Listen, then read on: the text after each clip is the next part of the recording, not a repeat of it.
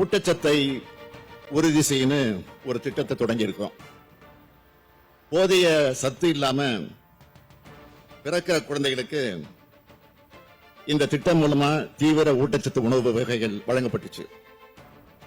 அதுல தீவிர ஊட்டச்சத்து குறைபாடு உள்ளவங்களா கண்டறியப்பட்டு குழந்தைகளை 77.3 விழுக்காடு குழந்தைகள் இயல்பு நிலைக்கு திரும்பி இருக்காங்க. ஊட்டச்சத்து குறைபாடு உள்ள 6 மாசத்துக்குட்பட்ட 76,705 பச்சிளம் குழந்தைகள் கண்டறியப்பட்டு அவங்களோட பாலூட்டும் தாய்மார்களுக்கு ஊட்டச்சத்து பெட்டகங்கள் அவங்க வீட்டுக்கே சென்று வழங்கப்பட்டுச்சு. இதனால்தான் குழந்தைகள் ஆரோக்கியமா வளர்ந்திருக்கிறாங்க.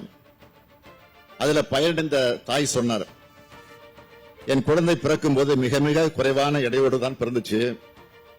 என்ன செய்ய போறோம்னு நினைச்சேன். அதை வளர்க்கிற அளவுக்கு எங்கிட்ட பண வசதி இல்ல.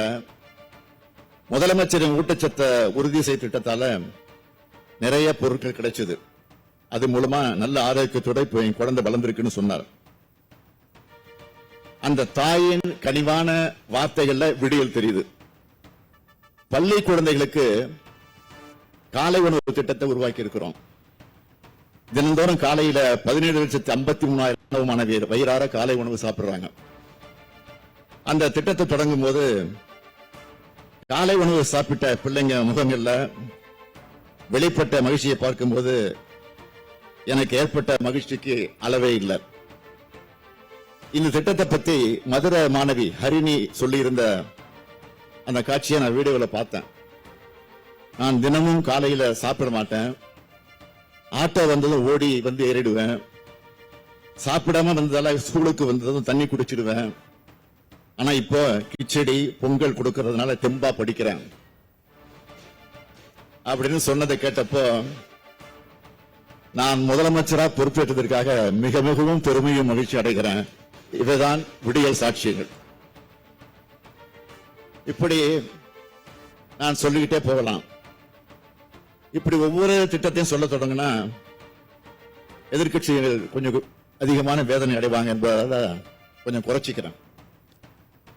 தமிழ்நாட்டு மக்கள் ஒவ்வொருவரும் நேரடியா பலனுடைய வகையிலான திட்டங்களை தீட்டும் ஆட்சிதான் உதயசூரியன் ஆட்சி. இந்த ஆட்சி உருவானப்போ இதை திராவிட மாடல் ஆட்சின்னு நான் சொன்னேன். திராவிட மாடல் சொன்னாலே சிலருக்கு வயிறு எரியுது. அரண்டவன் கண்ணுக்கு ரெண்டதெல்லாம் பேய்னு சொல்ற மாதிரி திராவிடம் என்ற சொல்லை பார்த்து சிலர் பயப்படுறாங்க.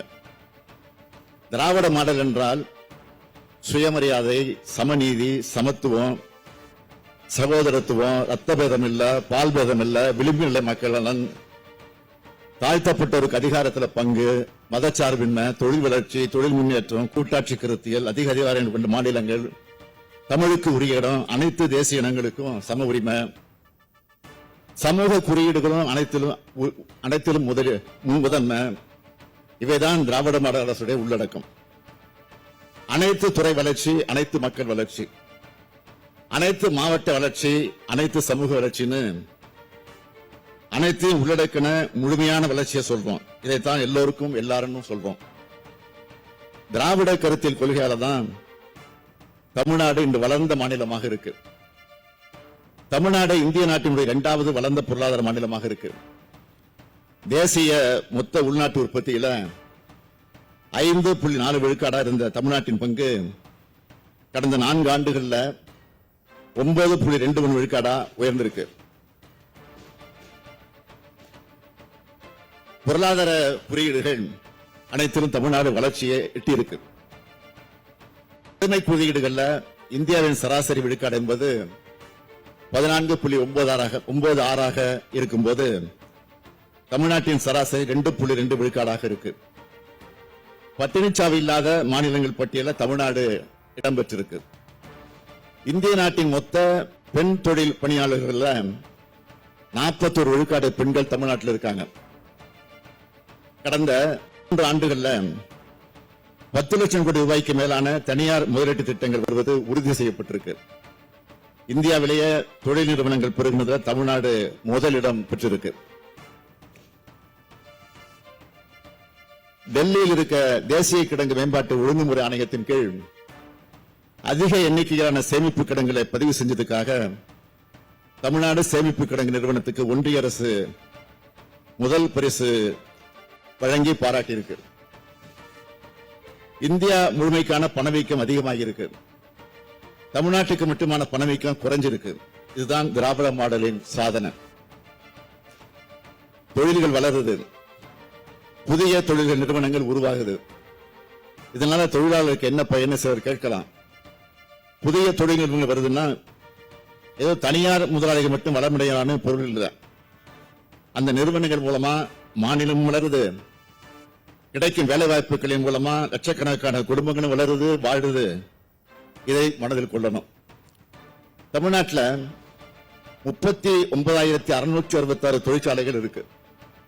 குஜராத்தில் 31,031 தொழிற்சாலைகளும், மகாராஷ்டிராவில் 26,446 தொழிற்சாலைகளும் இருக்கு. மனித வளத்தை வளர்க்கிறதுல மகாராஷ்டிரா குஜராத்தை விட தமிழ்நாடு சாதனை படைச்சிருக்கு. அது மட்டும் இல்ல, தமிழ்நாட்டில் 39,699 சிறு குறு தொழில்கள் இருக்கு. இதுவும் 4,81,807 தொழிலாளர்களுக்கு வேலை வாய்ப்புகள் உறுதி செய்யப்பட்டிருக்கு. கோவிட் காலத்துல வேலை வாய்ப்புகள் குறைஞ்சது, உங்க எல்லாருக்கும் தெரியும். அதை சீர்படுத்தி இருக்கிறோம்.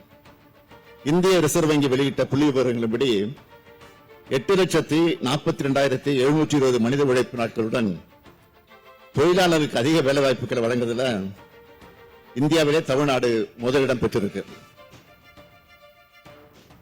அடுத்து, போராட்டம் நடத்துற உரிமை இல்லைன்னு சில தவறான வாதங்களை வைக்கிறாங்க.